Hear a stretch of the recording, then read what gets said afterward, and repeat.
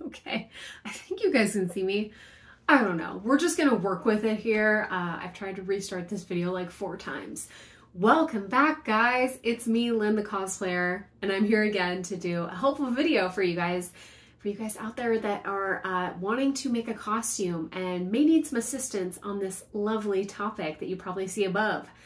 It is finally autumn, which means my cup actually makes sense. I love this cup. It is huge. It's pretty much a bowl cup, so I use it as a bowl and a cup. But the Hello Autumn only really works 1/4 out of the year, and so the rest of the year I just turn it around so no one can see it. Going into autumn, there is one thing that is always very sure in my life, and that is the minute that it's getting cold, dark, and rainy and I'm spending time inside, my craft desk and my sewing machine, they just look at me and they're like, hey, you're inside. Why are you not making something? And every year I always have ideas kind of floating up in my head. Like all the time I'm thinking about like, ooh, that would be fun to make. Ooh, that would be fun to buy to wear to my next convention. Or, ooh, there's a character I've always wanted to try to replicate in real life. I wonder what it would look like. And those kind of thoughts are always, you know, swirling around up here. But when it comes to actually like committing and slowing it down and go, this is real, I'm gonna actually do this. The very start of making a cosplay costume for me is very, very intentional. And I have 4 steps that I always go through when I am starting to commit to a costume. And with that, I wanted to say that this is also one of the biggest, most common questions I see on cosplay groups online that I'm a part of, which is usually beginner cosplayers asking, hey, I want to make a costume, like, how do I do this? What do you guys recommend? Or people who are just getting into their first like really intense costumes where they're going to actually have to be altering or like creating from scratch a lot of different pieces. They go, guys, help me. I don't know where to start. So I've decided that I am going to be doing my 4 like tips of where to actually get started in costume creation and things that I take into consideration, details that I go through, how to kind of start a plan for creating. And this is all before you actually go out and buy materials. So this is all stuff that you can do if you don't have any money yet, if you are waiting to like start creating maybe with like a group of friends or something, like you're waiting for everyone else. And these are all things that are simple enough that even the most beginner cosplayer can do them. So I really hope that you were able to follow this video and it helps you out. I've been doing cosplay for 16 going on 17 years now. I am still always learning, but this process in particular is one that I have come up with like years of trial and error experience. So I really find it is like the best, most intentional thing that you can do to have the best costume making experience. Woo, with that being said, gonna take a deep breath here. Okay, so first off, let's talk about the most fun that you get to do when it comes to cosplay creation, and that is choosing a costume. Who are you going to cosplay as? And what version of their costume are you going to do? So when we are talking about this, I want you guys to be very intentional when you choose a costume, because there are things that you actually should be considering before you just dive right into making something. So when I do a costume, I typically have an event in mind that I want to wear the costume to. And because of that, I can decide on the time of year and the weather that I'm going to be wearing it during. So like, is this weather in the summer? Is it going to be hot? Am I going to be sweaty? Is it going to be humid? Is it going to be in the springtime? So in Washington, that means a lot of rain, a lot of wind, a lot of like questionable back and forth weather, not really sure. Or is this going to be in the winter, like around November, December, January? Could it be freezing cold and snowing? I consider these things because there are some costumes I do want to do, but maybe I want to wait and like make them later on when it's closer to that season I'll actually be wearing them in.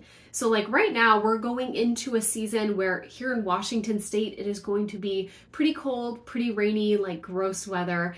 And so things like my Elderwood Auri that I made, which is essentially just like a 2-piece bathing suit, I would not want to be wearing that in the winter. I would be freezing cold and miserable and probably having to like cover up with a coat or a blanket every other minute. That would just not be ideal. So what I would consider for these upcoming months is something that is longer sleeved, has more layers, or something that I can easily layer with other things, or that I could do a fall or winter version of. The other thing that I also like to consider when it comes to making a costume, of course, is my budget for supplies. And like I have said in many, many videos, when you are buying supplies, you are going to spend significantly more money than you think you will. So although you may have budgeted for X amount of money, if you run out of fabric, or if you run out of accessories that you need, tools, hot glue sticks, thread, all that stuff costs money.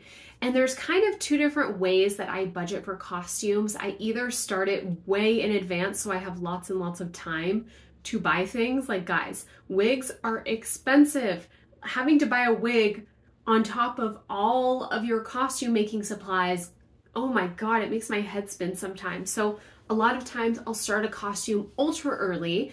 I'm actually starting a costume for SoccerCon in spring right now, and it's September. So like I have a long, long time, but I do that intentionally because I don't want to have to buy everything and fit it into my budget at this exact second. I want to do it very, very slowly and be more intentional about it. Another thing to consider is also, where will you store this post-production? So if you are making a giant ball gown or something that is made of like foam, like shaped foam, it needs to be stored in a box that has hard walls to keep it safe. Those are all things you're going to need to think about, because as fun as it is to have all your supplies out and everything on display, when you get to the end of creating that costume, I guarantee you, you're going to want your space to be clean and put away and tidy again. And it is not fun to have a costume sitting out that is highly sensitive because you have absolutely nowhere to put it. And it's also good to consider this, like I said in my overconsumption video, if you're running out of space for costumes, maybe it's time to clean out the old closet, donate stuff, try to sell it online, bring it to a swap meet, make room for your new costumes. Don't feel like you need to hoard. And the last thing that I always consider before I commit to a certain character or costume is, where is my creative cup and how creative will I need to be for this new costume? There are certain costumes that are extremely simple to do and take very little brain power when it comes to actually putting them together and figuring out, what the heck is this person wearing? How did they put it together? How are they wearing it? A lot of times characters that have like street clothes and stuff, gosh, it's just so much nicer for your brain because you don't have to deconstruct quite as much. But if you have a costume where you're making like a full set of armor or a full ball gown or something that takes a lot of like doing a lot of math, a lot of pattern making, a lot of deconstructing, you have to ask yourself, is your cup ready for that? Because everyone has a creative cup, and sometimes, you know, your creative cup's kind of empty and you just want to do simple projects until you can refill it. There is nothing wrong with that.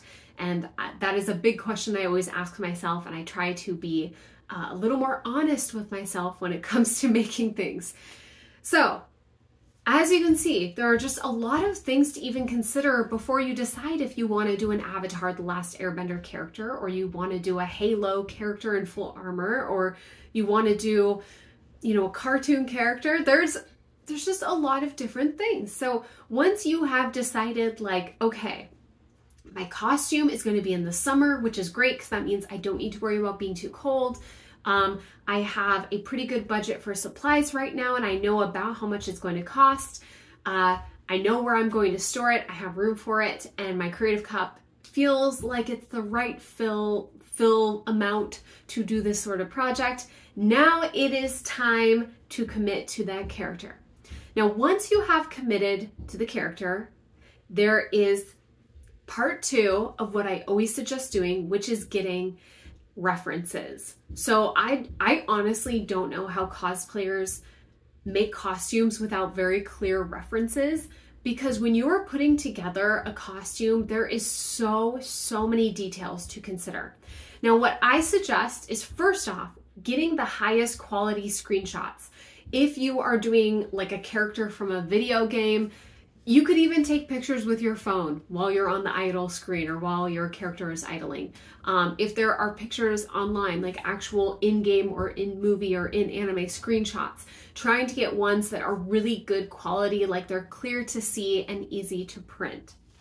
The next thing is illustrations of the character. So if you're doing like a manga character, typically you're going to have pictures that are in the actual like manga or anime, but you're also going to have the professional illustrations. And sometimes with the professional illustrations, you'll see a lot more detail when it comes to like texture, color, and fit. One of them, like one of the bigger ones I've seen has been like Chobits, which is one of my favorite mangas. The manga is great and everything, but if you are able to look up the actual illustrations online, a lot of them are just so much more beautiful and detailed. They show like every ruffle, every bead that's supposed to be on her costume. So things like that, definitely print those out.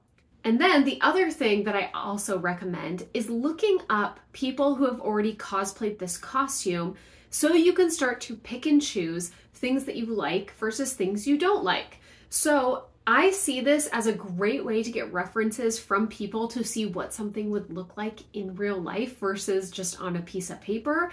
And I like to just screenshot it and print it.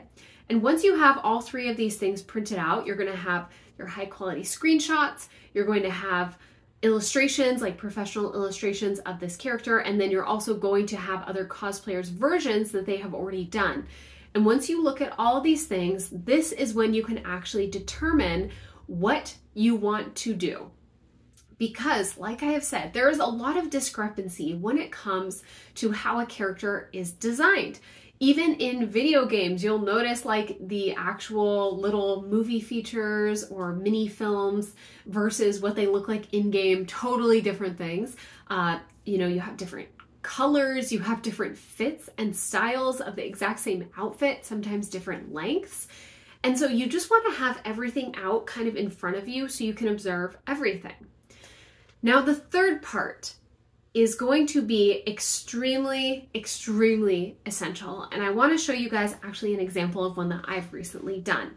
So the third thing that you want to do is break your costume into very specific pieces.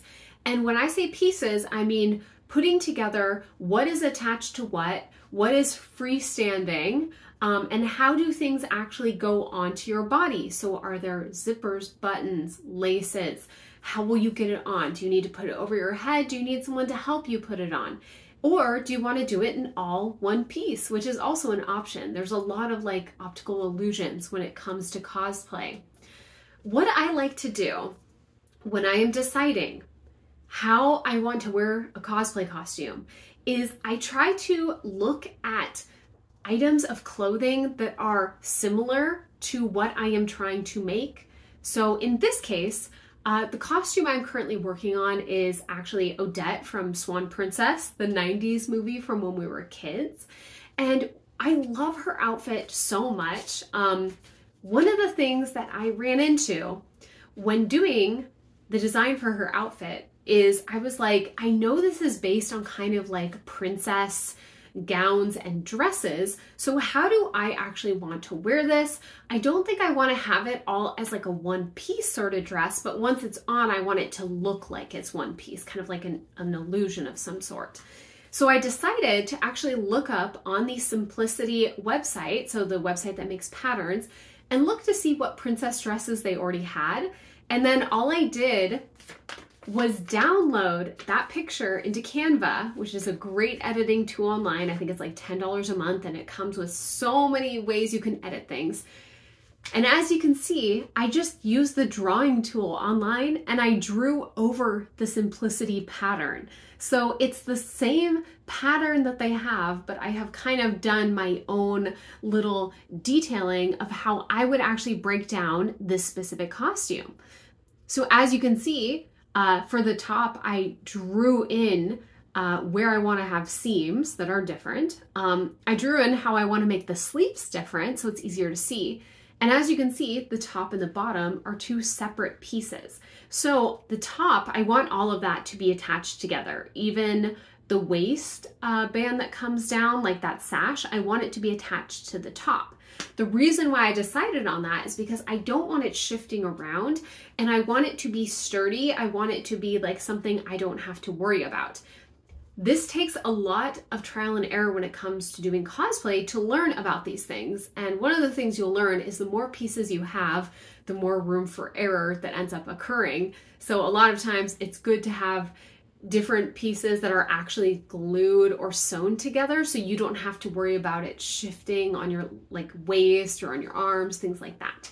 So when you break a costume into pieces, it is so essential because you are pretty much deciding how easy is this going to be to get in and out of? Do I need help with it? And also, how much work is it going to take me to make each of these pieces? So, like I said, using a pattern that's already like has an illustration and drawing on top of it can really help your brain break it down. The other thing that I do is I'll just freehand sketch it, like in a sketchbook. I will sketch out different versions that I think like, okay, I think this is how it would work on a human body. So maybe I'll sketch like the dress as one piece, then I'll sketch the dress as two pieces, maybe three pieces. I'll put in question marks, all this stuff to say. You're kind of breaking it down in your head. The other thing that you can do is if your costume is simple enough, you just need to use the right types of materials and embellishments, you can just use pre-made patterns. So had this costume been exactly like the illustration, I could have just used this actual pattern to make this, and then I could have altered where I'm putting the blue and the white versus just having it all one color. However, a lot of the stuff I added, you can see the sleeves in this pattern were supposed to be flat, and I need puff sleeves. There's definitely like a huge puff up here. I wanted different seam lines for the top, just things like that. But again, if your costume is more mainstream or simple enough, it is totally fine to look at it, look at a pattern and go, this is it, this is all I need. And then that's where to start. Now, the last thing we're gonna talk about in this video is deciding where to actually start. And when I say start, I mean like, okay, I want to make, like my hands, they're itching to actually be making something. I need something to do. Where do you start? Like if you're looking at something like this, you're going, okay, well, like, which part of this do I even start on? Like, where do I begin? And there is two ways that I decide how I want to start a costume. The first way is either materials that I already have on hand. So if I had designed this costume with an idea of I have a bunch of white, like sateen or something, or I have this really beautiful blue material that I really want to use, something like that, I could already be like, hey, I have this on hand. While I'm buying the other materials, I'm going to start just working on that one part.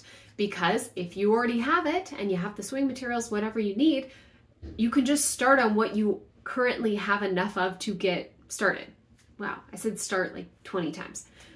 Or the other way to actually get physically started is whatever piece you consider to be like the main or the center of the costume.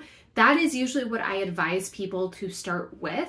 And that's because as you create the main or hardest part of the costume, you might run into issues or errors that may change how the outcome of the rest of your pieces need to go. So in this case, I'm actually starting with the top of the outfit first because there are so many little details, and I wanted to create like custom patterns for it. So I had to do some patterning on my dress form. When I did that, I also want to figure out the cut of the bottom of the top and everything, because that's going to definitely affect how high my skirt needs to sit and if I need to add any extra details in. A lot of times also, guys, this is like a little secret, when I mess up on a costume and I'm like, okay, I just spent like $100 worth of materials and I screwed this up, I am not restarting. One of the biggest things that I do is I will actually decide to make like another part of the costume to hide the mess up or to like cover it up or to add like an embellishment or something there. One of the things that a lot of people didn't even notice, when I made Cornelia from Witch, the animated series, I totally screwed up on the skirt, and I had ordered this really pretty, like iridescent, sparkly spandex material because I was making it to be kind of like a dance outfit, like totally all one piece, but like really flexible. I screwed up because my sewing machine ate it. And instead of being like, oh no, I've destroyed the entire costume, I just put embellishments. I literally glued embellishments over the hole, and like I hand sewed it to make sure it would like stay together and it was sturdy, but then I just glued embellishments in a design over the top so like you couldn't see it. And those are things that I think are really, really important to do, because if you have the main part of your costume and you kind of mess it up, but you've used a lot of money and materials and you're not going back, the only thing you can do is move forward and try to add on things that maybe will like hide it, or maybe you'll add in like an extra embellishment or an extra layer. If I mess up on the top, maybe I'll decide to add embellishments on the sleeves or on the front to hide it, or I will make the sash longer or wider to hide something.